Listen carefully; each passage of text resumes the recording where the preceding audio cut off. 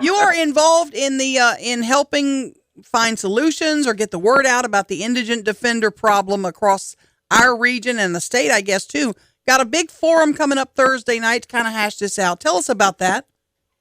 Well, what the Times and KSLA and LSUS and Blanchard Walker have teamed to do is to invite stakeholders who have different perspectives and different issues with the problem to come and just discuss those. There'll be the president of the state bar, the state public defender, the local Caddo public defender, Judge Brady O'Callahan, myself, and Judge, now DA, James Stewart will be on the panel, and we'll be responding to questions by Allison Bath, who's the executive editor of the Times, and somebody from KSLA, and I think that's a draft pick to be named later, but I don't know who it is yet. Well, but it will be somebody from KSLA. Let's practice. To really just talk, it's a discussion. It's not a debate. It is really intended to shed some light and perhaps come up with some ideas as to a permanent solution for what is a serious constitutional crisis. I started to say, Mr. Tom, let's practice for the forum right now. I have a question. In the end, doesn't it all really come down to cash? Well, it does. It does in most parts. There are some other issues about the use of cash and where the cash might come from. I participated in a forum 3 or so weeks ago, put on by LPD, and I thought there were some really interesting issues because there it was again a discussion when, as opposed to a debate. You know, if you're just kind of shooting at each other, it's kind of hard to find common ground and say, oh, that's not a bad idea. Why don't we think about that? And so we're hoping that this will be that same kind of forum. That brings me to the problem that you mentioned, the spending. We spend way too much of the money, in my view, on capital cases, and that seems to be one of the arguments a lot of attorneys are saying. You know, we bring attorneys up from New Orleans, 2 attorneys for a capital case here in Caddo, spend a lot of money, put them up in a hotel, rent them a nice car. Is that something that we can fix? Is that easily fixable? I don't know. I think one of the issues that is raised there is not so much that we're spending too much, but we don't know whether we're spending too much.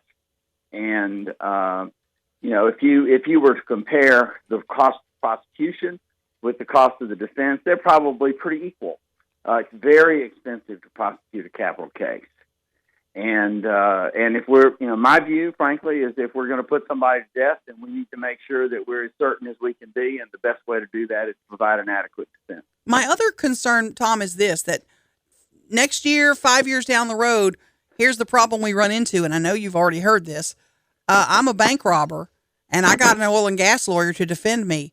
I'm filing a motion for ineffective counsel in a year or 2 years or whenever. Are we going to have a rash of that? Is that going to be a problem? I think it is going to be a problem given what's happening now, and I think that's why I cast it as a public safety issue. If people just focus on the bad guys, we don't want to support the bad guys. That's one thing, but let's take your bank robber. Let's suppose that he succeeds with his motion, and by the time you get back to retry him after he's been set free, you can't find 3 of your key witnesses. Mm-hmm. He may, in fact, be guilty, but he's going free. So it seems to me that the district attorneys have as much a stake in this game. Yeah, exactly. As do defense attorneys and the defendants themselves. And I think to focus on the 25% as opposed to the 75%. Is a mistake. 75% of the funds that are allocated by the legislature go to the districts. Tom, only 25% goes to capital. You had mentioned a couple of seconds ago about the previous forum, the LPB forum that was a couple of weeks ago, the one you've got coming up, and you said it's more of a discussion, not a debate or an argument. When it comes to, pardon me, defending legal defense for indigent offenders, what is the 2 sides of an argument that could possibly break out? Well, I think the argument comes in trying to cast blame on who's responsible for it, and I don't think anybody's particularly responsible for it. We just have a broken system, and we need to find a way. We need to find a way to fix it. And even if the spending on capital punishment is a legitimate argument, that doesn't help the guy that's in the dock today at Caddo Parish that needs a lawyer. So pardon me, and let me interrupt for a second and throw this question in, then you can answer both of them. So in reality, you say the system is broken. So the problem is, despite what we had said at the beginning of the conversation, the problem is a little deeper than just a lack of funding.